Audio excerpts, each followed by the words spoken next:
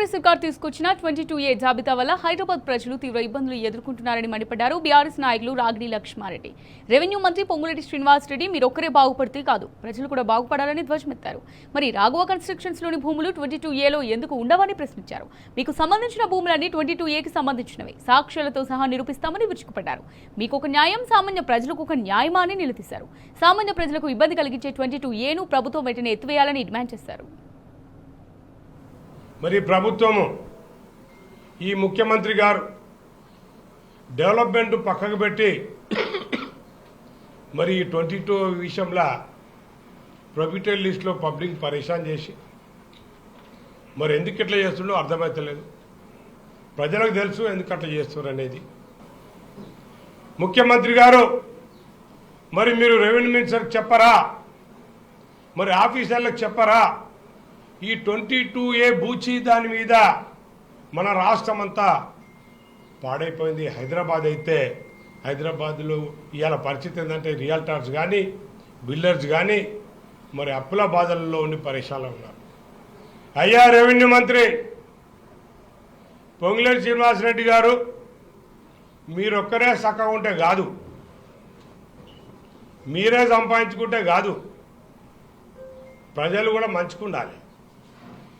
Revenue మంత్రి గారు మరి 3 రోజుల కింద మీరు చావు కబురు చక్కగా ఎనబెట్టినట్టు తప్పైపోయిందని చెప్తే రాష్ట్ర ప్రజలు ఊరుకుంటారా?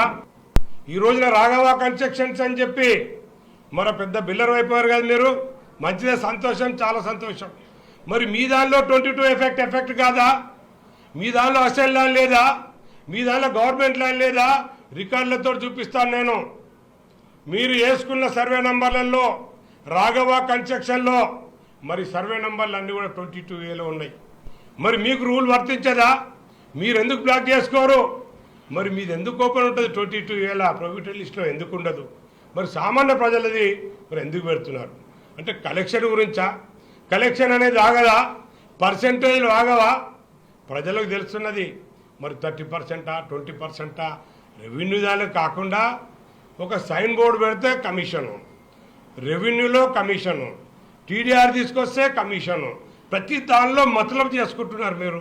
22A రూల్స్ ఏమున్నాయి? దేన్ని 22Aలో పెట్టాలి?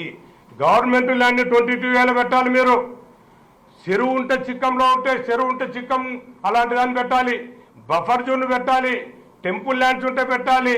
ఇంకా మీకు ఏ ల్యాండ్స్ పెట్టాలి అనేది మీరు తెలుసుకోండి ఒకసారి. మీరు ఎవరిని పెడితే వాళ్ళు మీరు 22Aలో పెట్టి పెద్ద పెద్ద బిల్లులు పెడుతున్నారు, మరి 1 monthలో తీసేస్తున్నారు. దాని మతలబ్ అంటే మీకు ఏమన్నా హైకోర్టు ఆర్డర్ ఉన్నట్టా, లేకపోతే మీరే కోర్టా? ఇట్లా చెప్పుకుంటూ పోతే హైదరాబాద్లో కానివ్వండి, మా జిల్లాలో కానివ్వండి, గ్రేటర్ హైదరాబాద్లో కానివ్వండి, ఎక్కడ పడితే అక్కడ ల్యాండ్లను మింగేసి ఈ 22A బూచితోటి గవర్నమెంట్లో వాళ్ళు ఇష్టానుసారంగా వెసులుబాటు చేసుకుంటారు. ఈ విషయాన్ని తప్పకుండా మరి హైకోర్టు జడ్జి గారితో కమిటీ చేసి దీన్ని ఎంక్వైరీ చేసి తప్పకుండా 22Aలో ఏదైతే జరుగుతుందో అవన్నీ కూడా కంట్రోల్ చేయాలని చెప్పి మేము డిమాండ్ చేస్తున్నాం.